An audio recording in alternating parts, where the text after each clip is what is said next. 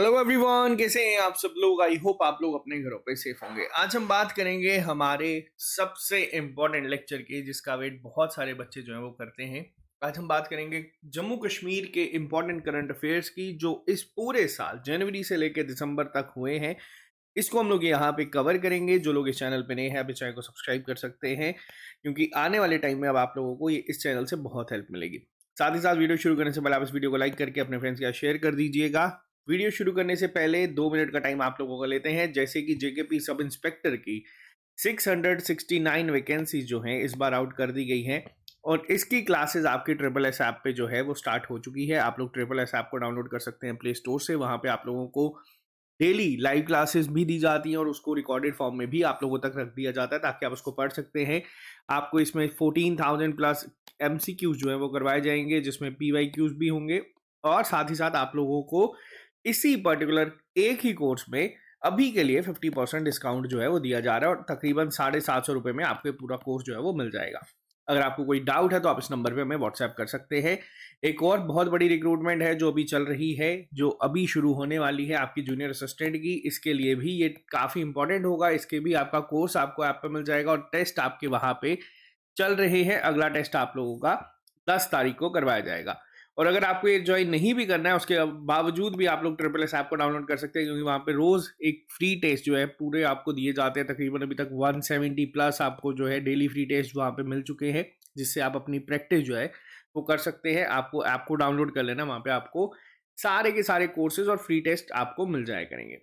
तो चलिए शुरू करते हैं आज की क्लास को। आज की क्लास काफ़ी इंपॉर्टेंट होने वाली है, तो शुरू करते हैं बिना ज़्यादा टाइम वेस्ट करें। सबसे पहली चीज़ आपको बता दूं, रिसेंटली अभी पहला वाटर ट्रांसपोर्ट सर्विस जो है वो शुरू करा गया है। आमतौर पे हम लोग देखते हैं ओला और उबर का नाम हम लोग बहुत जगहों पे देखते हैं, जो कि टैक्सी सर्विसेज में आता है।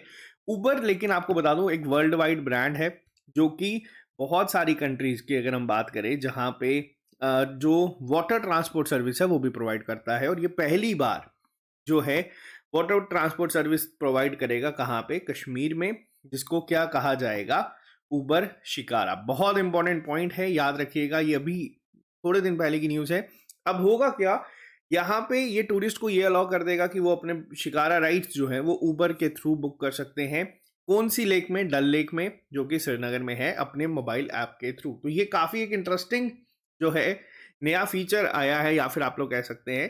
तो दूसरी अगर हम बात करें, रिसेंटली ही, अब डल लेक कहाँ पे है? श्रीनगर में, आप लोगों को पता है। अब श्रीनगर की बात करी जाए तो श्रीनगर को रिसेंटली जो है स्कॉच अवार्ड के साथ सम्मानित करा गया है ऑफ एक्सीलेंस। किस कैटेगरी में? सस्टेनेबल ट्रांसपोर्ट सिस्टम में यहाँ पे इन्हें जो है अवार्ड दिया गया। अब देखो, दो चीजें यहाँ पे कंफ्यूज कर सकती है। पहली चीज क्या, अब देखो ट्रांसपोर्ट की ही अगर बात करूं तो सस्टेनेबल ट्रांसपोर्ट में किसको मिला है?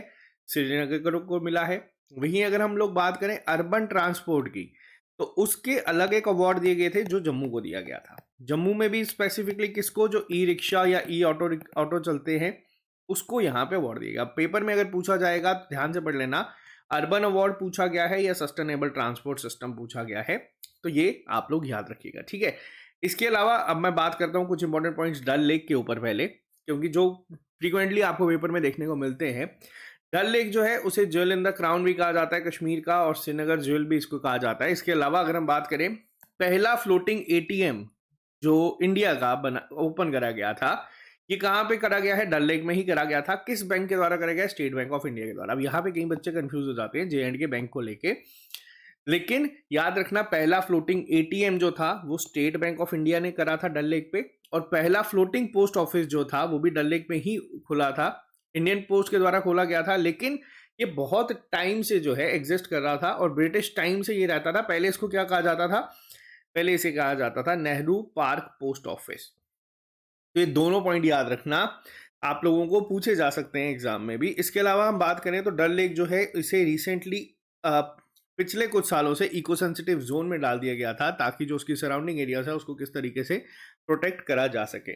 डल लेक पे ही अभी रिसेंटली एक डल परी करके एम्बुलेंस चलाया गया है, ठीक है। अब ये जो है, ये जितने भी लोकल वहां पे हैं उन लोगों को सहूलियत के लिए ये चलाया गया था। तो ये कुछ इंपॉर्टेंट पॉइंट्स हैं जो कि बेशक पहले के करंट इवेंट्स में, लेकिन आपको पेपर में फिर भी देखने को मिलते हैं। नेक्स्ट पे आते हैं हम लोग। आप लोगों को हम लोगों ने पढ़ाया था वर्ल्ड क्राफ्ट सिटीज़ के बारे में, और हम लोगों ने आपको ये पढ़ाया था वर्ल्ड क्राफ्ट सिटीज़ में कितनी सिटीज़ हैं। श्रीनगर जो है वो रिसेंटली ऐड हुई थी, 4th आपको पढ़ाई गई थी पेपर में। आपको हम लोगों ने पढ़ाया था कि इनके अलावा मैसूर, जयपुर और ममल्लापुरम जो है वो भी ऑलरेडी वर्ल्ड क्राफ्ट सिटीज़ में एडेड है। जेकेएसएसबी ने ये क्वेश्चन आपको अभी जो 4 दिन पहले पेपर हुआ है वो पूछा गया था। तो देखो, अब आपको मैं बताता हूँ एक और इंटरेस्टिंग पॉइंट। अब जैसे कि आपको पता है कि श्रीनगर वर्ल्ड क्राफ्ट सिटीज में ऐड हुई है इसी साल, और कश्मीर हैंडीक्राफ्ट की अगर मैं बात करूं तो उसको वर्ल्ड क्राफ्ट काउंसिल का एक इंपॉर्टेंट अटेंशन आप लोग मान सकते हैं जो मिल चुका है। क्योंकि अब जो ये आप लोग यहाँ पे देख सकते हैं ना, ये है मनोज सिन्हा और ये हैं वर्ल्ड क्राफ्ट काउंसिल के प्रेसिडेंट, चेयरमैन। तो इनके द्वारा ये सील ऑफ ऑथेंटिसिटी बहुत इंपॉर्टेंट है, आप लोग याद रखना। ये सील ऑफ ऑथेंटिसिटी जो दी गई है ना, जितना भी हमारा जम्मू कश्मीर का क्राफ्ट है उसको ये दी जाएगी, और ये बेसिकली एक सर्टिफिकेशन होगी जो रिकॉग्नाइज करेगा कि जो हैंडमेड मटेरियल या क्राफ्ट्स होते हैं ना हमारे जम्मू कश्मीर के, उसके लिए जो ट्रेडिशनल मेथड से बनाए गए हैं। अब ये हुई कहाँ पे थी, अब ये एक और इम्पोर्टेंट क्वेश्चन है। वर्ल्ड क्राफ्ट काउंसिल की 60th एनिवर्सरी जो थी वो कहाँ पे सेलिब्रेट करी गई थी, वो श्रीनगर में करी गई थी, जिसमें 15 देशों से जो आर्टिशियंस थे वो आए थे और उन्होंने इस इवेंट को अटेंड करा था। और श्रीनगर को मैंने आपको जैसे अभी बताया रिसेंटली वर्ल्ड क्राफ्ट सिटी का टाइटल मिला है। पेपर में ये क्वेश्चन पूछा गया था, पेपर में आपको ये भी पूछा गया था इसके अलावा कौन से थे, तो ये मैंने आपको पहले भी पढ़ाया हुआ था। तो ये आपको जो बच्चे पढ़ के गए थे, जिन्होंने ध्यान से अटेम्प्ट करा है, वहां पे चालाकी से मैसूर की जगह हैदराबाद लिख दिया गया था। कुछ बच्चे वहां पे पढ़ने के बाद भी गलती कर रहे हैं, चलो कोई बात नहीं। अब बात करते हैं यहाँ पे ये सील ऑफ ऑथेंटिसिटी क्या करती है। देखो, ये सील ऑफ ऑथेंटिसिटी क्या होगी, मान लीजिए अगर कोई भी हमारा क्राफ्ट है उस पर कहीं ना कहीं ये सील ऑफ ऑथेंटिसिटी जो है आप लोगों को देखने को मिल सकती है। पहले हम लोगों ने क्या देखा था, जो हमारे कारपेट्स थे उन पे एक क्यूआर कोड जो है वो भी लगा के भेजा जा रहा था, ताकि जो ऑथेंटिसिटी है, क्योंकि देखो कश्मीर का हैंडीक्राफ्ट पूरे दुनिया में बहुत फेमस है, और उसकी जब भी चीज़ फेमस होती है उसकी पायरेटेड कॉपीज बनना शुरू हो जाती हैं। वैसे ही यहाँ पे क्या था, कुछ लोग जैसे कोई भी शॉल होके उसको कश्मीर का नाम देके डबल ट्रिपल रेट्स में बेच देते थे। तो इन चीज़ों को ही कहीं ना कहीं रोकने के लिए, या फिर एक अलग पहचान जो लोग इतनी सदियों से मेहनत कर रहे हैं कि वो रहे, तो इसके लिए ये सील ऑफ ऑथेंटिसिटी बनाई गई है। 3 इवेंट याद रखना। पहला, वर्ल्ड क्राफ्ट काउंसिल की 60th एनिवर्सरी कहाँ पे सेलिब्रेट हुई, श्रीनगर में। सील ऑफ ऑथेंटिसिटी किसको मिली है, जो भी हमारा क्राफ्ट है उसको, किसके द्वारा, वर्ल्ड क्राफ्ट काउंसिल के द्वारा। श्रीनगर को 4th वर्ल्ड क्राफ्ट सिटीज में ऐड करा गया है। और इसके अलावा जो 3 है वो है ममल्लापुरम, जयपुर और मैसूर। क्लियर है, बहुत इंपॉर्टेंट है ये। नेक्स्ट पे आते हैं। अब देखो, श्रीनगर की हम लोग बात कर रहे हैं, श्रीनगर के बारे में थोड़ा सा स्टैटिक आपको मैं यहाँ पे जी के साथ में ही बता दूंगा, क्योंकि ये एक ऐसी चीज है जो आप बच्चे कहते हो ना पुराना करंट अफेयर पूछा गया था। तो ये पुराना करंट अफेयर बहुत इंपॉर्टेंट होता है, तभी कई बार पेपर में आता है। श्रीनगर सिटी ही ऐसी सिटी है जिसे 9 ओल्ड ब्रिजेस के लिए फेमस कहा जाता है। अशोका के द्वारा इसको जो है फाउंड करा गया था श्रीनगर सिटी को, कब, 250 BC में। कौन सा विलेज था, ये विलेज का नाम भी पेपर में पूछा गया है, ठीक है।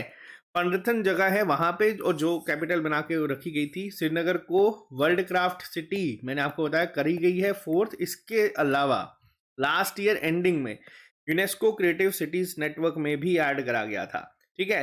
कुछ फेमस टूरिस्ट डेस्टिनेशंस आपको श्रीनगर में दिखती हैं, जिसमें चश्मा शाही, बादामवाड़ी, निगिन लेक, हरी पर्वत फोर्ट, ठीक है, Dachigam national park, tulip garden, Pari Mahal, Nishad garden, Shalimar garden, ये सब जो है ये काफ़ी फेमस टूरिस्ट डेस्टिनेशंस आती हैं, जो कि आपकी कहाँ पे है, श्रीनगर में ही है। नेक्स्ट पे आते हैं।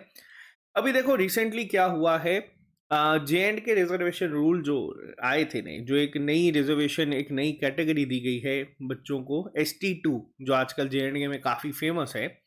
अब यहाँ पे क्या हुआ है मैं आपको बताता हूँ। ये जो रिजर्वेशन रूल्स हैं इनको लीगली चैलेंज करा गया है हाई कोर्ट में। कल ही एक जो है ऑर्डर आप लोग कह सकते हैं, आज जब मैं ये वीडियो बना रहा हूँ दिसंबर महीने में, तो ये आया है कि कल को जितनी भी अपॉइंटमेंट्स या जितनी भी सिलेक्शंस इस रिजर्वेशन रूल्स के अंडर होती है, वो फिलहाल अभी जो है इस प्ली का जो भी है फाइनल आउटकम आता है उसके ऊपर बेस्ड रहेंगी।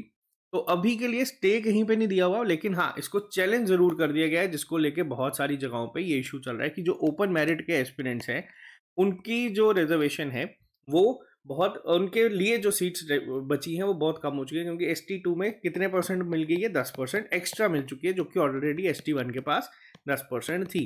तो अब यहाँ पे आप लोगों के लिए क्वेश्चन क्या बनता है कि पहला क्वेश्चन तो आपको ये बनता है कि ये जो ST2 इस समय न्यूज में चल रहा है, और हाँ एक और चीज बता दूं, गवर्नमेंट के द्वारा भी एक सबमिट कमेटी बनाई गई है जो कि इसको रिव्यू कर रही है, ये जो रिजर्वेशन दी गई है, क्योंकि बहुत हद तक यहाँ पे ये सुर्खियों में चल रहा है। आप लोगों को ज़्यादा पता है क्योंकि आप लोग एक्सपीरियंट है। हम लोग इस पे अगर बात करेंगे तो जो constitution Jammu Kashmir schedule tribe order आया था, अमेंडमेंट बिल 2024 का, इसी साल ये पार्लियामेंट में भी पास हो गया था, और 4 जो थे उन्हें ST का दर्जा दिया गया था। अब ये 4 कौन से, आपको ये याद रखना है। इसमें थे पहाड़ी एथनिक ग्रुप, इसमें थे पाडरी ट्राइब, इसमें थे कोली, और इसमें था गद्दा ब्राह्मण जो कम्युनिटीज थी, इनको STs में ऐड कर दिया गया था। तो ये पहली चीज आप लोग याद रखना, ठीक है। अब रिजर्वेशन रूल्स सही है या नहीं है आप लोगों को पता है, आप लोग ज्यादा समझदार हैं, बट हाँ कहीं ना कहीं आप लोग ये देख सकते हैं कि जो रिजर्वेशन दिया गया है वो कुछ ज्यादा है। अब इस पे देखो, कमिटीज जब बैठ जाती है, जब कमिटीज बैठती हैं, सब कमिटीज बैठती हैं, जब ऑलरेडी कोर्ट में ये मैटर है, तो ये लोग हमसे बहुत ज़्यादा सक्षम हैं जो इसको पूरा बारीकी से काम करेंगे, और मोर इम्पोर्टेंट इनको इस चीज़ की सैलरी भी मिलती है जिसके लिए ये काम करेंगे। तो इस पर हम लोग ज़्यादा बहस में एक दूसरे के साथ नहीं उलझेंगे, टॉपिक पे फोकस करते हैं, नेक्स्ट पे आते हैं। JNK फिशरीज डिपार्टमेंट को 2 नेशनल अवार्ड मिले। देखो बहुत इंपॉर्टेंट है, JNK फिशरीज डिपार्टमेंट ने 2 अवार्ड जीते हैं। किसके लिए? सस्टेनेबल फिशरीज डेवलपमेंट के लिए। पहला तो बहुत आसान है, बेस्ट यूटी का अवार्ड हमें JNK को मिल गया है, ठीक है। बेस्ट यूटी किसको मिल गया है? JNK, इजी है। बेस्ट यूटी एक और में JNK बना था, वो क्या था? वो था हमारा फूड के लिए, फूड सेफ्टी में भी JNK जो है वो बेस्ट यूटी बना है, याद रखना। ओवरऑल रैंकिंग की अगर बात करूं तो केरला पहले नंबर पे था क्योंकि वो स्टेट है, और अगर यूटी की बात की जाए तो JNK पहले पे था, और वहीं अगर मैं फिशरीज की भी बात करूं तो JNK पहले पे है। लेकिन 2 अवार्ड्स की बात करी गई है, तो जो बेस्ट यूटी डिस्ट्रिक्ट है वो भी आपकी कौन सी बनी है? कुलगाम बनी है, ठीक है। वर्ल्ड फिशरीज डे के इवेंट पे ये जो है पूरा करवाया गया था। 28,000 मेगा टन जो यहाँ पे जो एनुअल फिश प्रोडक्शंस होती हैं उसके लिए ये दिया गया है। ट्राउट फार्मिंग पे तो JNK वैसे लीड कर रहा है। तो आपको बस ये याद रखना है कि बेस्ट डिस्ट्रिक्ट कौन सी है जिसको भी नेशनल अवार्ड मिला है रिसेंटली, तो वो है कुलगाम। अब कुलगाम के लिए अगर मैं थोड़े से स्टैटिक पॉइंट आपको यहाँ पे बता दूं, तो कुलगाम का बेसिकली मतलब होता है, कुल का मतलब होता है क्लैन, और गाम का मतलब था विलेज, जो संस्कृत में था, जिसके नाम से ये कुलगाम बना गया था। ये बर्थ प्लेस है शेख नूरुद्दीन नूरानी की, जो फाउंडर थे रशी ऑर्डर के, ठीक है। इसके अलावा अगर हम बात करें, कुलगाम ऑलरेडी न्यूज़ में भी था क्योंकि एक आर्कियोलॉजिकल साइट मिली है कुतबल विलेज के पास, जहाँ पे 1st सेंचुरी की जो सिविलाइजेशन थी उसके कुछ साइंस जो हैं वो मिले थे, ठीक है। और कुछ आर्टिफैक्ट जो वहाँ पे मिले गए हैं वो कुशाना किंग्स से बिलोंग करते हैं, जो कि कुलगाम डिस्ट्रिक्ट में पाए गए थे। इस वजह से कुलगाम डिस्ट्रिक्ट पहले भी बहुत ज़्यादा न्यूज़ में था। हाँ एक और पॉइंट नोट कर लेना, बहुत सारी बुक्स में आप लोग देखते हैं कि rice ball of Kashmir Pulwama को कहा जाता है, लेकिन आपको बता दूं ये चेंज हो चुका है। कुलगाम जो है अब वो ऑफिशियल वापस से राइस बॉल ऑफ कश्मीर है। वहीं अगर हम बात करें आनंद ऑफ कश्मीर की, अगर बात की जाए, ठीक है, तो ये भी किसको कहा जाता था? आप लोग बताइए जल्दी से कमेंट बॉक्स में। आनंद ऑफ कश्मीर भी इस साल चेंज हो चुका है स्टार्टिंग में। क्यों? क्योंकि आनंद ऑफ कश्मीर, पहले तो मेरे को बताओ कि कहते क्यों थे, ठीक है। आनंद ऑफ कश्मीर क्यों कहा जाता था? चलिए, चलो आप लोग ये मेरे को बताना आराम से। तो मैं आपको बता दूं ये क्या है, ये भी पहले पुलवामा था लेकिन अब जो है अनंतनाग बन गया है, ठीक है। ये दोनों पॉइंट याद रखना, पहले पुलवामा थे लेकिन अब अनंतनाग हो चुका है। जो मिल्क प्रोडक्शन थी वो अब ज्यादा किसकी है? अनंतनाग की। और ये देखो ये चेंज होते रहते हैं। इस साल की एंडिंग तक अगर मैं आपको बताऊं तो राइस बॉल ऑफ कश्मीर अब आपका कुलगाम है, और आनंद ऑफ कश्मीर आपका अनंतनाग है, ठीक है। नेक्स्ट पे आते हैं। जैसे कि आपको पता है 6 साल बाद जम्मू कश्मीर में इलेक्शंस हुए थे, तकरीबन 5 से 6 साल बाद। उमर अब्दुल्ला जो है वो पहले चीफ मिनिस्टर बन के आए हैं, किसके? जम्मू कश्मीर यूटी के, ठीक है। ये तो आप सभी को पता ही होगा, लेकिन कई बार पेपर में ना स्टैटिक पूछा जाता है कि अगर आपसे पूछा जाएगा ओवरऑल फर्स्ट चीफ मिनिस्टर कौन है जम्मू एंड कश्मीर के, तो उनका नाम याद रखना, वो थे गुलाम मोहम्मद सदीक, ठीक है। इससे पहले वो प्राइम मिनिस्टर के टाइटल पे थे, अब आप लोगों का एक होमवर्क है, आप लोग गूगल की हेल्प ले सकते हैं। आपको बताना है कि first prime minister of Jammu and Kashmir कौन थे, ठीक है। अब ये आपका एक होमवर्क है, आप लोग मेरे को बताना, ठीक है। महबूबा मुफ्ती की अगर बात करी जाए तो वो पहली वुमेन चीफ मिनिस्टर थी जम्मू कश्मीर की, और लास्ट वुमेन चीफ मिनिस्टर भी यही थी। और last chief minister Jammu Kashmir state की वो भी महबूबा मुफ्ती थी, क्योंकि उसके बाद यहाँ पे यूटी स्टेटस बन गया था। तो ये याद रखना, अभी रिसेंटली उमर अब्दुल्ला यहाँ पे इलेक्शन जीत के आए हैं एनसी कांग्रेस अलायंस के साथ। इसके साथ साथ कुछ इंपॉर्टेंट पोर्टफोलियोज जो इसी साल दिए गए हैं कैबिनेट मिनिस्टर्स के, अगर आपसे पूछा जाएगा डेप्यूटी चीफ मिनिस्टर कौन है, तो वो बने हैं सुरेंद्र कुमार चौधरी जी, ठीक है। इसके अलावा इनको कुछ डिपार्टमेंट्स दिए गए हैं, आपको सारे डिपार्टमेंट्स को याद नहीं रखना है, आपको बस कुछ इंपॉर्टेंट है जो इसको मैं आपको यहाँ पे बता दूंगा। हाँ, सकीना मसूद एकमात्र विमेन कैबिनेट मिनिस्टर है, तो इनका आपको याद रखना है। ये हमारी हेल्थ एंड मेडिकल के साथ साथ हमारी स्कूल एजुकेशन मिनिस्टर भी हैं और सोशल अफेयर मिनिस्टर भी हैं, तो इनके बारे में आपको पता होना चाहिए, ये पूछा जा सकता है एग्जाम में, ठीक है। जावेद अहमद राना जो हैं वो जल शक्ति, फॉरेस्ट इकोलॉजी, एनवायरमेंट के बने हैं, ट्राइबल अफेयर्स के बने हैं। जावेद अहमद दार जो हैं वो एग्रीकल्चर प्रोडक्शन, रूरल डेवलपमेंट, पंचायती राज और कोऑपरेटिव इलेक्शन के बने हैं। और सतीश शर्मा जो कि इंडिपेंडेंट कैंडिडेट थे, और इनको जो दिया गया है वो फूड सिविल सप्लाईज है, स्पोर्ट्स इनके पास है, यूथ सर्विसेज इनके पास है। तो बस आपको इतना याद रखना है, ठीक है। हाँ, तो ये थे कुछ इंपॉर्टेंट कैबिनेट मिनिस्टर्स।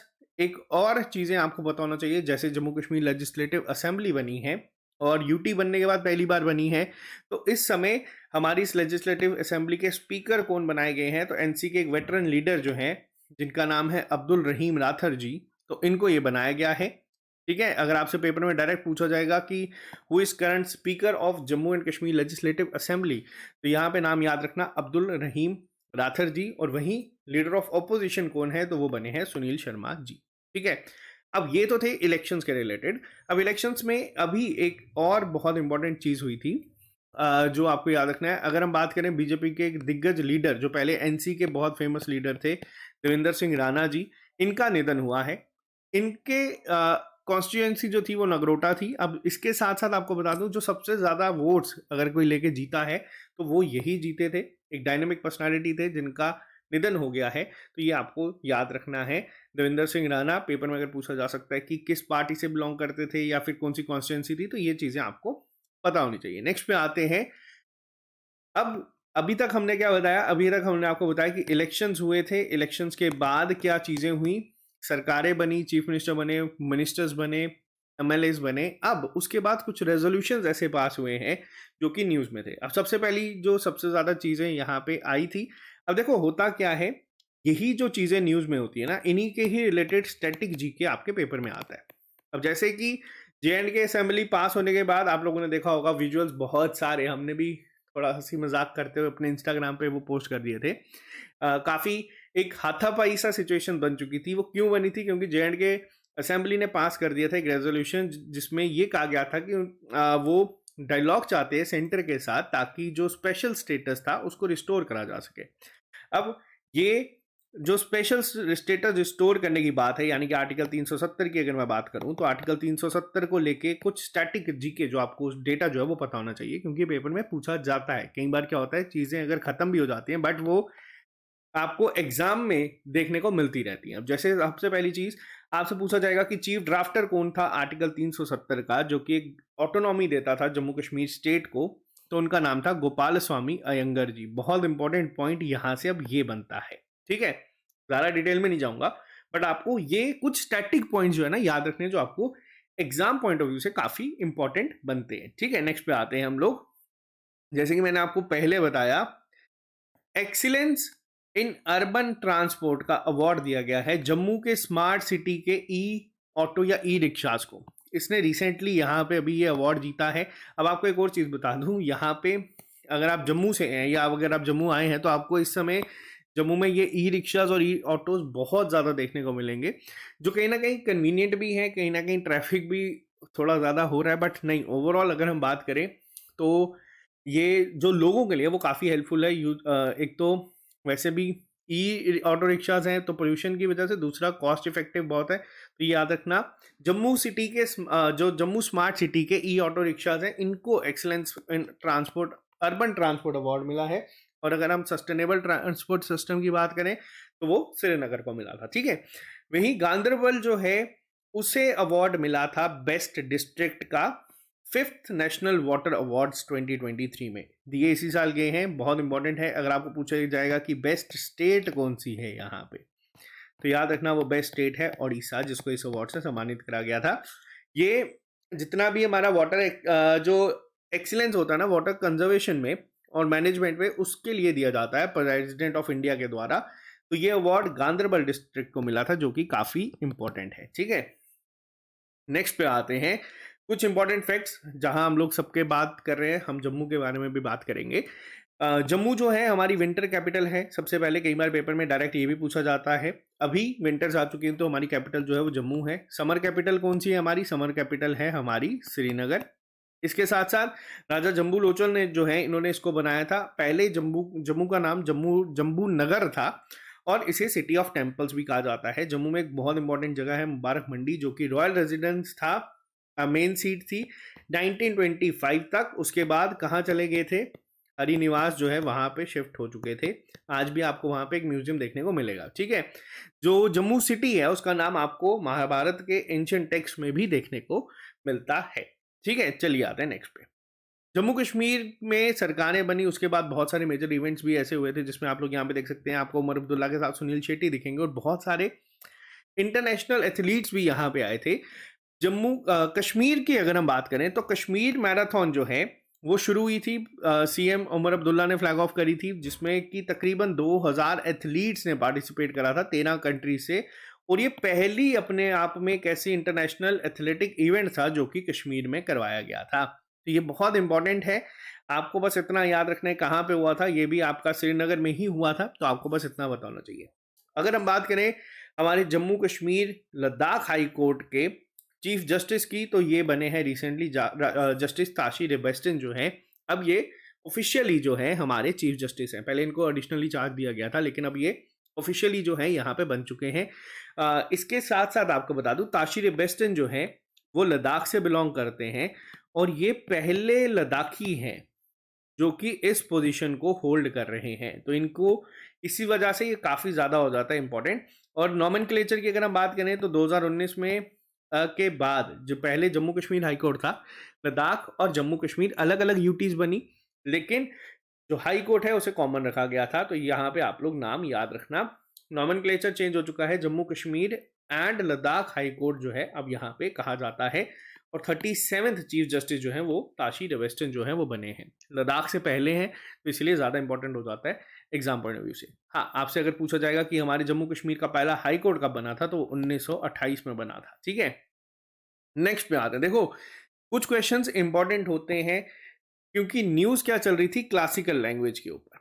इंडिया ने रिसेंटली 5 नई क्लासिकल लैंग्वेजेस जो हैं उसको ऐड करा था। पहले कितनी थी? पहले थी 6, अब ऐड हुई है 5 और टोटल कितनी होगी 11। ये कौन सी है? क्लासिकल लैंग्वेजेस है। ऑफिशियल लैंग्वेजेस हमारी कितनी है आज भी? ऑफिशियल लैंग्वेजेस हमारी आज भी 22 हैं, ठीक है। अब बात करते हैं यहाँ पे।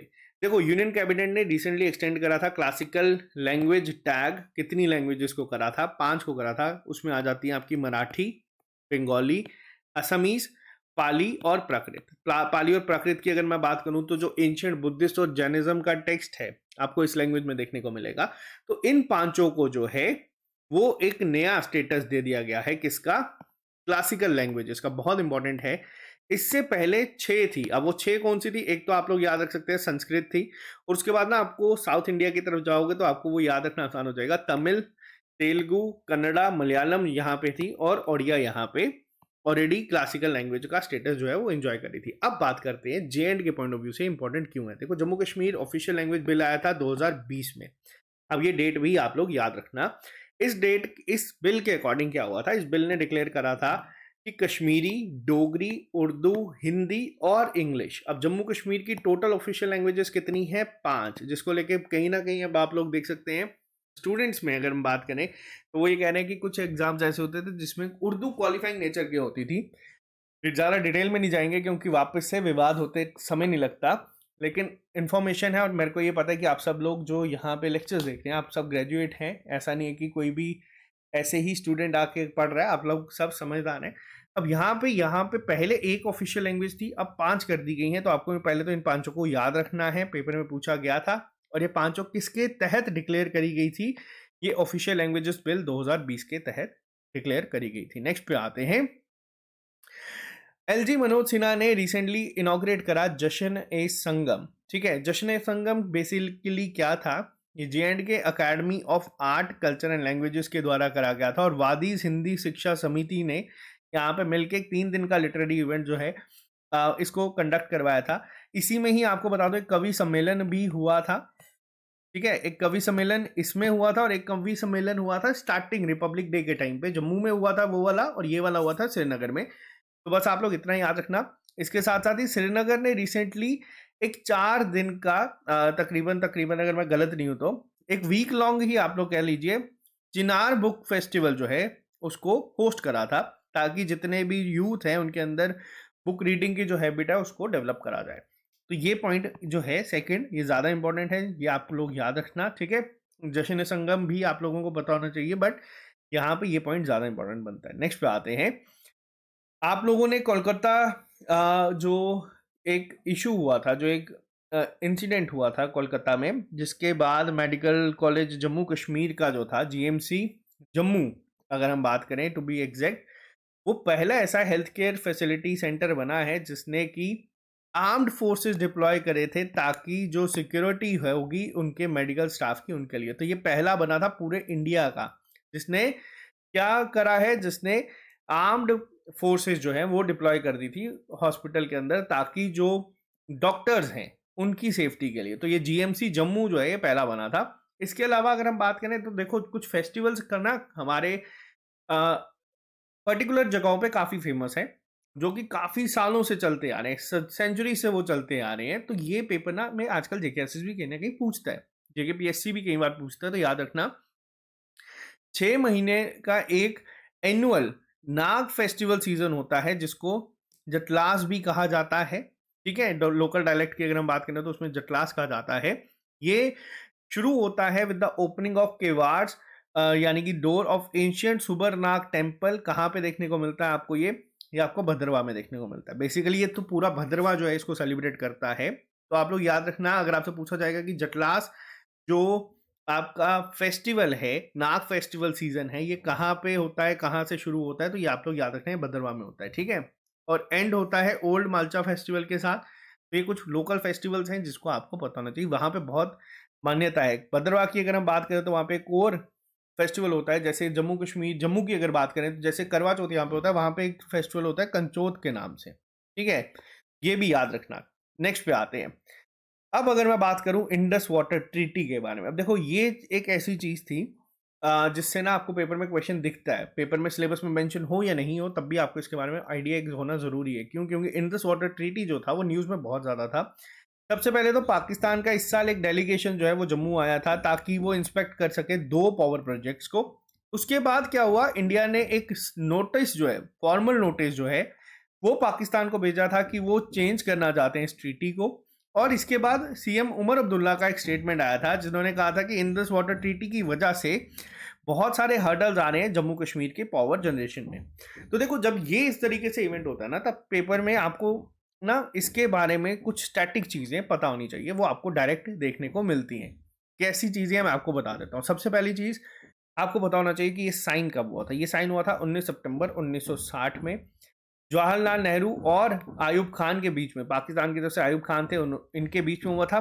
बीच में अगर बात करी जाए मीडिएटर कौन था, तो वो था वर्ल्ड बैंक। ठीक है, इसमें ये कहा गया था जो ईस्टर्न रिवर्स हैं, यानी कि ब्यास, रावी, सतलुज, ये इंडिया को दे दी गई थी। इंडिया इस पर चाहे डैम बनाए, रन ऑफ रिवर प्रोजेक्ट्स बनाए, जो मर्जी इंडिया कर सकता है। वहीं कुछ वाटर वेस्टर्न रिवर्स थी जिसमें कि आपके इंदस, चेनाब और झेलम जो थी वो पाकिस्तान को दे दी गई थी। ठीक है, अब यहाँ पे क्या हो रहा था, इसमें भी जो 20% पानी है इन रिवर्स का भी इंडिया जो है वो यूज़ कर सकता है अपने अकॉर्डिंगली। तो बट बीच में अब जैसे आपको पता है कि बहुत सारे इश्यूज आते हैं, तो पाकिस्तान कई बार यहाँ पे वर्ल्ड बैंक के थ्रू नोटिस भेजता था। यहाँ पे इस बार जो आया था वो न्यूट्रल, मैंने इस पर एक डिटेल लेक्चर बनाया, आप उसको जाके देख सकते हैं। ओवरव्यू देता हूँ। पहले न्यूट्रल एक्सपर्ट जो बने हैं वो है माइकल लिनो, जो इस बार यहाँ पे आए थे, विजिट के कर रहा था साथ में पाकिस्तान डेलीगेशन के साथ। एक कोर्ट ऑफ आर्बिट्रेशन बनाया कि अगर कल को कोई आपस में इशू बनता है तो वो यहाँ पे रिजॉल्व हो सकता है। तो चेयरमैन कौन है उसके, वो है सीन मर्फी। पाकिस्तान का जो डेलीगेशन यहाँ पे आया था इंस्पेक्ट करने के लिए वो थे डेटले हाइड्रो पावर प्रोजेक्ट। पेपर में डायरेक्ट पूछा जा सकता है कहाँ पे है, किश्तवाड़ में, और Kishan Ganga hydro electric project जो कहाँ पे है, बांडीपुरा में। तो ये दोनों नाम याद रखना। नेक्स्ट पे आते हैं। रिसेंटली आईपीएस नलीन प्रभात जो है उन्हें डीजीपी अपॉइंट करा गया है, किसका, जम्मू कश्मीर का। बहुत इंपॉर्टेंट नाम है और ये आपको याद रखना है, ठीक है। नेक्स्ट पे आते हैं हम लोग। जम्मू कश्मीर में रिसेंटली एलजी मनोज सिन्हा ने इनॉग्रेट करा था एक joint edition Jammu film festival, जिसे जेएफएफ कहा जाता है, और international film festival of Srinagar. कहाँ पे करा था, एक्वाप्लेक्स ग्राउंड में, जो कि भाग्य बाहू में है, जम्मू में। अब देखो यहाँ पे क्या था, इस इवेंट में 50 कंट्रीज से लोग जो थे वो आए थे। इन्होंने अपना जो टैलेंट है, जो भी उनका अपनी शोकेस करा था, सारा का सारा जितना भी उनका काम था, सिनेमैटिक सेलिब्रेशन यहाँ पे करा था, उसमें पार्टिसिपेट करा था। तो ये तो थी पहली न्यूज़। इसके अलावा आपको बता दूं, इसी साल स्टार्टिंग में जम्मू कश्मीर ने पार्टिसिपेट करा था कैनिस फिल्म फेस्टिवल में, जो कहाँ पे होता है, फ्रांस में होता है। तो यहाँ पे, अब यहाँ पे क्या था, यहाँ पे बेसिकली ये जो शोकेस करा गया था वो ये करा गया था, जैसे कि जम्मू कश्मीर में बहुत सारी ऐसी जगहें हैं जहाँ पे शूटिंग हो सकती है। तो ये सब चीज़ें जो है जम्मू कश्मीर ने पहली बार कैनिस फिल्म फेस्टिवल में भी पार्टिसिपेट करा था। और यहाँ पे अगर हम बात करें तो जम्मू कश्मीर ने एक जॉइंट एडिशन भी लॉन्च करा। अब देखो ये क्यों हो रहा है, अगर हम बात करें 1980 से पहले में, तो मेजॉरिटी जो मूवीज़ होती थी उन सब की जो शूटिंग होती थी वो कहाँ पे होती थी, वो कश्मीर में होती थी। वहाँ पे आप लोग कोई भी पुरानी मूवी उठा के देख लो, मैक्सिमम आपको यहीं पे दिखेंगी। और जब भी ऐसी चीज़ें होती हैं तो ये एक सोर्स ऑफ एम्प्लॉयमेंट बनता है, इकोनॉमी को बूस्ट मिलता है, टूरिज्म को बूस्ट मिलता है। तो इसी को लेके ना ये सब चीज़ें वापस से करी जा रही हैं। तो ये आप लोग याद रखना, इसको हम लोग ऑलरेडी डिस्कस कर चुके हैं डिटेल में, जो एक डेलीगेशन जम्मू कश्मीर में आया था। नेक्स्ट पे आते हैं हम लोग, एक सेकेंड रुकिएगा, हाँ जी चलिए, एक सेकेंड, चलिए देखो नेक्स्ट पे आते हैं। नेक्स्ट क्वेश्चन ना अब आपके एग्जाम पॉइंट ऑफ व्यू से काफी इंपॉर्टेंट बनता है, क्योंकि न्यूज में आप लोगों ने देखा होगा, हर जगह देखा, आप लोगों ने सुना कि प्रेसिडेंट रूल जो है विड्रॉ हो चुका था जम्मू कश्मीर में 6 साल के बाद। लेकिन ये किन आर्टिकल्स के तहत हुआ था ये आपको याद रखना है, क्योंकि आपके सिलेबस में J&K रीऑर्गेनाइजेशन एक्ट भी है। अब यहाँ पे हम बात करें ऑफिशियल ऑर्डर की, तो वहां पे लिखा गया था जो सेक्शन 73 है जम्मू कश्मीर रीऑर्गेनाइजेशन एक्ट 2019 की, तो यहाँ पे उसमें कहा गया था कि जो आर्टिकल 239 ए इंडियन कॉन्स्टिट्यूशन का कहता है, जो 31 अक्टूबर 2019, जो ये डेट आपको याद रखना, जब आपका J&K यूटी ऑफिशियली बन गया था, पेपर में ये भी पूछा जाता है। तो वहाँ पे लिखा गया था कि यहाँ पे इसको रिवोक करा जाता है इमीडिएटली, क्योंकि जो चीफ मिनिस्टर हैं वो अपॉइंट हो चुके हैं किस सेक्शन के under, section 54 of J&K reorganisation act. तो ये प्रेसिडेंट द्रौपदी मुर्मू ने ये करा था। अब यहाँ पे तो बात आई पहली किसकी, प्रेसिडेंट रूल को रिवोक करने की, क्योंकि अब सरकार बन चुकी है। इसके साथ साथ ही अब आपको एक और चीज़ याद रखनी है, जैसे ही सरकार बनी थी तो उसका सबसे पहला स्टेप था कि उन्होंने वापस एक रेजोल्यूशन जो है वो ये पास करा था स्टेटहुड के लिए, ठीक है, क्योंकि हम लोग अभी यूटी में है। स्टेटहुड के लिए पास करा गया था, पहले से एलजी के पास जाना था, एलजी ने भी इसको अप्रूव कर दिया। अब सेंटर इसको करता है नहीं करता वो बात अलग है, बट ये न्यूज़ में था। हाँ, एक और चीज़ बहुत ज़्यादा न्यूज़ में थी, क्योंकि जब इलेक्शंस खत्म हुए थे तब ये कहा गया था कि एलजी के पास पावर है नॉमिनेट करने की, कितने एमएलए को, 5 एमएलए को, जिसको पहले सुप्रीम कोर्ट में किया गया, उसको वहाँ पे रिजेक्ट करके फिर हाई कोर्ट पे लाया, फिर वहाँ से रिजेक्ट हुआ। तो बट यहाँ पे एक चीज़ याद रखना, एलजी के पास पावर है, वो कितने एमएलए नॉमिनेट कर सकते हैं, वो 5 नॉमिनेट कर सकते हैं, जो कि बकायदा वोट भी कर सकते हैं वहाँ पे, ठीक है। नेक्स्ट पे आते हैं। नेक्स्ट क्वेश्चन मुझे नहीं लगता इतने शॉर्ट टाइम में, क्योंकि मैंने जनवरी से जुलाई के करंट अफेयर्स करवाए थे और उसके बाद अब मैं अगस्त से दिसंबर के यहाँ पे पूरा कवर कर रहा हूँ। तो इतने छोटे से टाइम स्पैन में शीतल देवी ने एक बहुत बड़ी और उपलब्धि जो है वो हासिल कर दी है। रिसेंटली पैरालंपिक्स हुए थे 2024 के, कहाँ पे, पेरिस में, और ये यंगेस्ट इंडियन बनी है जिन्होंने ब्रॉन्ज मेडल जीता है। यहाँ पे मैं बात कर रहा हूँ यंगेस्ट इंडियन, एक तो ये जम्मू कश्मीर से, ऑलरेडी मैं पर्सनली अगर बात करूँ यहाँ पे तो मैं सबसे बड़ा फैन हूँ। इन्होंने 2 गोल्ड मेडल जीते और 1 सिल्वर जीता था 2022 के एशियन पैरा गेम्स में। उसके बाद अगर बात की जाए तो पैरालंपिक्स 2024 में इसी साल इन्होंने ब्रॉन्ज मेडल जीता है अर्जुन अवार्ड इसी साल मिला है और ये किश्तवाड़ डिस्ट्रिक्ट से बिलोंग करते हैं। तो ये अपने आप में ही बहुत एक बड़ा नाम ऑलरेडी बन चुके हैं बहुत छोटी सी एज में, और ये अभी पूरी जिंदगी बाकी है, बहुत नाम और रोशन करेंगे अपना भी और पूरे JNK का भी। तो यहाँ पे इनको याद रखना। पेपर में 2 तरीके से पूछा जा सकता है कि यंगेस्ट इंडियन कौन है जिन्होंने 2024 में पैरालंपिक्स में या फिर पूरी हिस्ट्री पैरालंपिक्स की जिसने मेडल जीता है, तो वो है शीतल देवी। आर्चरी से बिलोंग करते हैं, आर्चरी को खेलते हैं। अर्जुन अवार्ड इसी साल मिला है। एशियन पैरा गेम्स में गोल्ड मेडल जीता है जिसकी वजह से इनको गोल्डन गर्ल भी कहा जाता है। तो ये काफ़ी है, किश्तवाड़ डिस्ट्रिक्ट से बिलोंग करते हैं। इसी साल IPL का मेगा ऑप्शन हुआ था जिसमें जम्मू कश्मीर से 4 नाम आपको याद रखने हैं। सबसे पहले अगर मैं बात करूं तो इनका नाम आप लोग याद रखना। रसिक सलाम RCB की तरफ से खेलेंगे। रसिक सलाम इंडियन टीम के लिए भी अभी खेले हैं, अंडर इंडियन एक टीम के लिए खेले हैं, तो न्यूज़ में ये ऑलरेडी थे, लेकिन अब वापस। और सबसे ज़्यादा हाइक अगर किसी को मिला है सारे प्लेयर्स में तो वो रसिक सलाम को मिला है, याद रखना। इसके अलावा उमरान मलिक KKR की तरफ से खेलेंगे। अब्दुल समद जो हैं वो लखनऊ सुपर जायंट की तरफ से, और युद्धवीर सिंह जो हमारे जम्मू से हैं ये राजस्थान रॉयल की तरफ से खेलेंगे। तो ये चारों लोग जम्मू कश्मीर का नाम रोशन कर रहे हैं, इनका नाम आपको याद रखना है। ये अभी पिछले महीने न्यूज़ में थे। नेक्स्ट पे आते हैं, अगर स्पोर्ट्स की ही बात कर रहे हैं तो जम्मू कश्मीर की एक और बहुत इंपॉर्टेंट नाम है बिल्किस मीर। इस साल ओलंपिक्स में ये पहली वुमेन बनी है इंडिया से, ठीक है। ये पहली इंडियन वुमेन है जो कि जूरी में ऐड करी गई थी कैनोइंग टीम के लिए, जो ऑलरेडी इंडिया को करती है। इसके अलावा ये इंडिया से एकमात्र थी जो कि 2023 की एशियन गेम जो कि चाइना में हुई थी उसमें भी एज अ जूरी जो थी वहां पे थे। तो इनका नाम याद रखना, बिल्किस मीर, बहुत इंपॉर्टेंट नाम है। नेक्स्ट पे आते हैं, वहीं अगर हम बात करें ओलंपिक्स की ही, तो ओलंपिक्स में शॉर्ट लिस्ट होने, देखो मेडल ये नहीं जीत पाए लेकिन ओलंपिक्स तक पहुंचना, पैरा ओलंपिक्स तक पहुंचना ही बहुत बड़ी बात है। आमिर अहमद भट्ट जम्मू कश्मीर से थे जिनका पैरा ओलंपिक्स में जो है सिलेक्शन हुआ था। अनंतनाग डिस्ट्रिक्ट से बिलोंग करते हैं और ये शूटिंग में इनका हुआ था, तो यहाँ पे इनको याद रखना। और ये पहले पैरा शूटर थे जिनको यहाँ पे जो है क्वालिफाई जिन्होंने करा था इसके लिए। नेक्स्ट पे आते हैं, पीर पंजाल को पहला फीफा क्वालिटी फुटबॉल मिला है, फुटबॉल स्टेडियम मिला है। यहाँ पे फुटबॉल फील्ड जो है यहाँ पे करी गई है, कहाँ पे, बाबा गुलाम शाह बादशाह यूनिवर्सिटी में जो कि राजौरी डिस्ट्रिक्ट में है। अब फीफा के कुछ स्टैंडर्ड्स होते हैं और ये पहला ऐसा फील्ड बना है जम्मू कश्मीर का जिसको यहाँ पे अप्रूवल मिल चुका है, हर एक क्राइटेरिया पे बिल्कुल सही बैठा है। तो याद रखना ये फीफा क्वालिटी फुटबॉल फील्ड जो है पहला कहाँ पे बना है, राजौरी डिस्ट्रिक्ट में ये बना है। नेक्स्ट पे आते हैं हम लोग, नेक्स्ट पे आते हैं सुरेश रैना जो थे, जैसे कि इलेक्शन थे स्टार्टिंग में लोकसभा के थे, तो उस टाइम पे सुरेश रैना जो थे उनको अपॉइंट करा गया था यूथ वोटर अवेयरनेस एम्बेसडर। और इसी के साथ ही एक फार्मूला 4 कार रेसिंग इवेंट जो था वो भी हुआ था श्रीनगर में डल लेक के किनारे में। तो ये ऐसा पहला इवेंट था जो श्रीनगर में हुआ है। तो ये कुछ स्पोर्ट्स के इंपॉर्टेंट करंट अफेयर्स थे।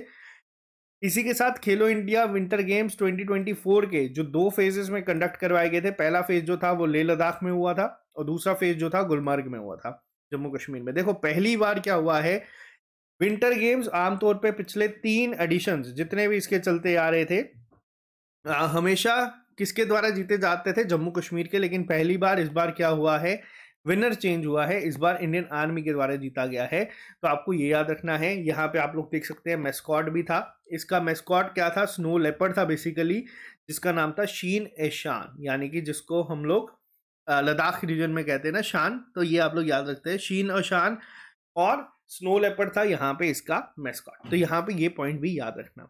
नेक्स्ट पे आते हैं, हमारे यहाँ पे कुछ और, एक सेकेंड रुकिएगा।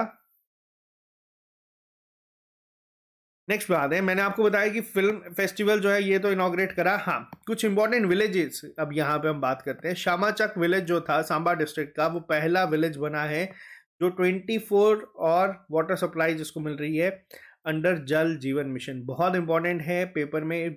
सांबा की ही अगर बात करूँ तो सांबा का एक और विलेज जो है पल्ली जो था, वो पहला पंचायत ऐसी बनी थी जो कि कार्बन न्यूट्रल यानी कि जो सोलर पे काम करती है वो बनी थी।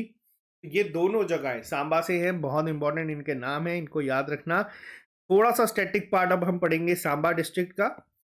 तो यहाँ पे अगर मैं बात करूँ आप लोगों से सांबा के बारे में, तो ये किसके द्वारा एस्टेब्लिश करी गई थी? तो मलदेव जी के द्वारा ये एस्टेब्लिश करी गई थी डिस्ट्रिक्ट, ठीक है। इसके अलावा अगर हम बात करें अपनी 22 मंडीज के लिए जो है वो भी जानी जाती है, जिसको राजा सुचेत सिंह ने एस्टेब्लिश करा था। सांबा जो है वो फेमस, इसे ही लैंड ऑफ राजपूत वॉरियर्स भी कहा जाता है, बट यहाँ पे कंफ्यूजन हो जाती है कई बार। राजौरी जो है उसे लैंड ऑफ किंग्स के बारे में के नाम से जाना जाता है, और सांबा जो है वो सिटी ऑफ शीट्स के नाम से भी फेमस है, ठीक है। अब आते हैं हम लोग नेक्स्ट पॉइंट के ऊपर। मिलेट फेयर्स जो था ऑर्गेनाइज करा गया था एसटीसी बीएसएफ के द्वारा उधमपुर में 2023 जो था। अब यहाँ पे ये पॉइंट बनता है इंपॉर्टेंट, 2023 जो साल था इसे ईयर ऑफ मिलेट्स के नाम से कहा जाता था। इंडिया की रिकमेंडेशन पे यूनाइटेड नेशन ने इसको ईयर ऑफ मिलेट्स कहा गया था। 2024 का जो साल जो अभी चल रहा है इसे इंटरनेशनल ईयर ऑफ कम्युनिटीज कहा जाता है, और 25 की अगर हम बात करें तो वो होगा ईयर ऑफ क्वांटम साइंस। इसके अलावा ही बीएसएफ और स्टेट बैंक ऑफ इंडिया ने रिसेंटली एक ट्री प्लांटेशन ड्राइव जो है उसको शुरू करा है। कहाँ पे? श्रीनगर में। क्या नाम था इसका? Grow with the trees. Next पे आते हैं। देखो अब कुछ इंपॉर्टेंट डेज की अगर मैं बात करूं जो आपके एग्जाम पॉइंट ऑफ व्यू से काफी इंपॉर्टेंट बन जाते हैं। 26 जुलाई को हम लोग ऑब्जर्व करते हैं करगिल दिवस। 5 अगस्त को हम लोगों का आर्टिकल 370 था उसको तोड़ा गया था। 23 सितंबर को हरि सिंह बर्थ एनिवर्सरी मनाई जाती है, क्योंकि इसकी छुट्टी को लेके बहुत ज़्यादा लोगों ने जो है वो प्रोटेस्ट करे थे और संघर्ष करे थे। 26 अक्टूबर आपका मनाया जाता है एक्सेशन डे के रूप में, यानी कि इस दिन हमारा इंस्ट्रूमेंट ऑफ एक्सेशन जो है वो ऐड करा गया था। और 31 अक्टूबर था JNK यूटी डे। बट इस साल क्या हुआ, एनसी ने इसको पूरा एक तरीके से अपोज करा कि वो सेलिब्रेट, क्या वो कह रहे थे कि हम इसको रिग्रेट करते हैं, सेलिब्रेट की तो बात ही नहीं है। हाँ, एक और डेट यहाँ पे याद रख लेना, 5 दिसंबर जो वापस से न्यूज में आई है, इसमें होता था शेख अब्दुल्ला के बर्थ एनिवर्सरी पे पूरे JNK में छुट्टी होती थी, ठीक है। लेकिन ये जैसे ही रीऑर्गेनाइजेशन एक्ट आया ये सब चीज़ें जो थी वो हट गई। अब वापस से एनसी ने कहा है कि इसको रिस्टोर करने की बात करी गई है। तो ये डेट याद रख लेना। शेख अब्दुल्ला को ही शेर कश्मीर भी कहा जाता था, ठीक है। तो ये पॉइंट भी आप लोग कहीं याद रख लेना है। कुछ डेट्स ऐसी हैं जो डायरेक्ट हो सकता है या इनडायरेक्टली आपको पेपर में देखने को मिले। नेक्स्ट पे आते हैं कुछ इंपॉर्टेंट फेस्टिवल जो इस साल मनाए गए हैं, जिसमें सबसे पहले आपका जो अभी रिसेंटली हुआ है झीड़ी मेला, ठीक है। गुरु नानक देव जयंती के दिन उस दिन ये मनाया जाता है, अगर आपको याद रखना है तो। कभी अक्टूबर में हो सकता है, कभी नवंबर में, तो इस साल नवंबर में था। जम्मू में ये मनाया जाता है बहुत धूमधाम से। मेला खीर भवानी कहाँ पे होता है? तुलमुला जगह है गांधरबल में। इसके अलावा ये जो मेला खीर भवानी है, या फिर अगर हम बात करें खीर भवानी टेम्पल की, तो ये रगनाय देवी जो टेम्पल है उस दिन उस उनको जो है समर्पित करा जाता है, और ज्येष्ठ अष्टमी के दिन ये मनाया जाता है। बैंगूस वैली फेस्टिवल कुपवाड़ा में हुआ था। लेवेंडर फेस्टिवल आपका भद्रवा डोडा में होता है। तवी फेस्टिवल आपका जम्मू में हुआ था, और चिनार बुक फेस्टिवल जो है वो आपका श्रीनगर में हुआ है, ताकि अभी थोड़े टाइम पहले ही आपको मैंने ये बताया है। देखो हमारा जो जम्मू कश्मीर का बजट था उसमें कुछ टूरिस्ट डेस्टिनेशन जो थी वो लिखी गई थी, जिसमें सबसे पहले बात की जाए डुगरदानी सांबा में बनाने की बात करी गई है, एक मॉक विलेज की फॉर्म में। पत्नी टॉप में कहा गया है कि इंडियन फ्लैग जो है वो इंस्टॉल करा जाएगा 425 फीट का। कैरन वैली जो है जिसमें कि बॉर्डर टूरिस्ट विलेज बनाने की बात करी गई है कुपवाड़ा में, क्योंकि जो इसमें बॉर्डर है वो नेचुरल है, ठीक है। इस साइड इंडिया है तो इस साइड पाकिस्तान है, इसके बीच में कोई फेंसिंग नहीं है, तो इसको एक बॉर्डर टूरिस्ट विलेज बनाने की बात करी गई है। कहाँ पे है? कुपवाड़ा में है। महारानी टेम्पल गुलमर्ग में है, जिसमें शॉर्ट सर्किट की वजह से आग लग गई थी, तो न्यूज़ में बहुत ज़्यादा था। डलपरी मैंने आपको बताया कि एम्बुलेंस बोट जो है वो कहाँ पे काम करेगी? डल लेक में करेगी, ताकि जो मेडिकल केयर है लोकल्स को उनको देने के लिए। इसके अलावा अगर हम बात करें बारामूला स्टेडियम जो था उसका नाम बदल के रख दिया गया है अब जनरल विपिन रावत के नाम पे, जो हमारे पहले चीफ ऑफ डिफेंस स्टाफ थे उनके ऊपर। इसके साथ साथ ही प्रधानमंत्री ने जब विजिट करा था कश्मीर में, तो शंकराचार्य हिल पे उन्होंने विजिट करा था, और वहाँ पे जो टेम्पल था वहाँ पे वो गए थे। ये कहाँ पे है शंकराचार्य हिल? तो ये आपकी श्रीनगर में है। इसके अलावा कुछ इंपॉर्टेंट ऑपरेशंस इस साल हुए थे, जिसमें एक आपका आता है ऑपरेशन सर्वशक्ति। ऑपरेशन सर्वशक्ति जो था वो लॉन्च करा गया था, ताकि जितने भी पीर पंजाल के माउंटेन रेंजेस में जो टेररिस्ट है उनको किस तरीके से टारगेट करा जा सके। ऑपरेशन कामधेनु जो है वो लॉन्च करा गया था, कि जो इलीगल कैटल स्मगलिंग होती है उसको रोका जा सके। इसके साथ साथ ही अगर हम बात करें, जम्मू कश्मीर पहली यूटी बना है। अब मैंने आपको बताया ना, बेस्ट यूटी हम लोग ऑलरेडी डिस्कस कर चुके हैं। और पहली यूटी किसमें बना है? जिसने पीएम विश्वकर्मा योजना लॉन्च करी थी। पहला बैटरी स्टोरेज गीगा फैक्ट्री जो है वो ऑपरेशनल होगा कहाँ पे? जम्मू कश्मीर में, और ये इंडिया का पहला होगा। इसके अलावा इंडियन एयरफोर्स ने कंडक्ट करा था अपना पहला टेस्ट रन, एक 3.5 किलोमीटर का इमरजेंसी लैंडिंग स्ट्रिप जो बनाई गई है जम्मू कश्मीर श्रीनगर नेशनल हाईवे में, जो कि अनंतनाग बिजवाड़ा में है, और वो सक्सेसफुल हुआ था। तो ये आपको याद रखने हैं, ठीक है। इसके अलावा DARPG जो है उसने रिलीज करा था annual NESDA way forward report 2023 का, जिसमें ये कहा गया था कि सबसे ज्यादा पूरे इंडिया में सबसे ज्यादा 1117 ई सर्विसेज जो है वो मैप्ड है NESDA के द्वारा उनके डैशबोर्ड पे, जो पूरे एनुअली सबसे ज्यादा दी जाती हैं। और नॉर्थ इंडिया का पहला रिवर रिजुविनेशन प्रोजेक्ट जो है वो देविका उधमपुर में बनेगा, ठीक है। इसके अलावा इंडियन रेलवे ने सक्सेसफुली जो अपना ट्रायल था 8 कोच का वो कवर कर दिया है दुनिया के हाईएस्ट रेलवे ब्रिज पे, जो डायरेक्ट पूछा जाता है चिनाब ब्रिज कहाँ पे है? जम्मू कश्मीर में। इसकी जो टोटल हाइट है वो 359 मीटर है, और ये 35 मीटर ज़्यादा है आपके आईफेल टावर से भी। कौन सी डिस्ट्रिक्ट में दिखता है? रियासी डिस्ट्रिक्ट में आपको ये दिखेगा। इसके अलावा रेटले हाइड्रो इलेक्ट्रिक प्रोजेक्ट जो है J&K का, पेपर में देखो पूछा गया था और ये मैंने आपको पढ़ाया हुआ है। इन्होंने रिसेंटली क्या करा था? इन्होंने साइन करा था राजस्थान ऊर्जा विकास के साथ कि एक 40 साल का पावर परचेस एग्रीमेंट जो है वो करा गया था। अब पेपर में पूछा गया था रेटले हाइड्रो प्रोजेक्ट किसके द्वारा किया? देखो J&K जो अपना डिपार्टमेंट है वो तो है ही है। इसके अलावा पेपर में ना 2 ऑप्शन दिए गए थे, HTPC और हाइड्रो पावर। देखो यहाँ पे इजी था, थर्मल तो होगा नहीं, और आप लोग अगर जिन बच्चों ने ऑप्शनल से भी कराया तो वो इसको कराए आंसर सही मार्क, ठीक है। महाराष्ट्र कैबिनेट ने अप्रूव करा है कि वो परचेज करेगी लैंड कहाँ पे? बडगाम में। अब ये जो है ये पॉइंट याद रखना, अब बडगाम में क्या बनेगा? 2.5 एकड़ लैंड पे इनका अपना एक सेंटर बनेगा, महाराष्ट्र भवन यहाँ पे बनाया जाएगा। तो ये आप लोग याद रखना, कहाँ पे? बिल्कुल श्रीनगर एयरपोर्ट के पास, ये पॉइंट याद रखना। हाँ, कई बार पेपर में पूछा जाता है कि श्रीनगर एयरपोर्ट कहाँ पे है, तो वो बडगाम में है, और महाराष्ट्र ने अभी 2.5 एकड़ लैंड जो है वो खरीदी है बिल्कुल आपके एयरपोर्ट के पास। नेक्स्ट पे आते हैं, IIT जम्मू ने डेवलप करा था first of its kind anti drone system, जो कि साउंड डिटेक्शन पे काम करता है, और ये इंडिया का पहला है, ठीक है। और ये किसके द्वारा करा गया? IIT जम्मू के द्वारा करा गया है। कर्नल अंशु जम्वाल जो है पहली J&K की वुमेन बनी है जो कि एक कमांड एयर डिफेंस यूनिट को कमांड करेगी। तो ये थे हमारे इंपॉर्टेंट करंट अफेयर्स इस पूरे साल के, जिसमें लास्ट 2 आपको अभी और याद रखने हैं। अभी तक हमने स्टेट इलेक्शंस की बात करी, लेकिन इस बार लोकसभा इलेक्शंस भी हुए थे। कौन कौन जीता था वो मैं आपको यहाँ पे पहले भी बता चुका हूँ। इंजीनियर राशिद जो है वो जीते थे।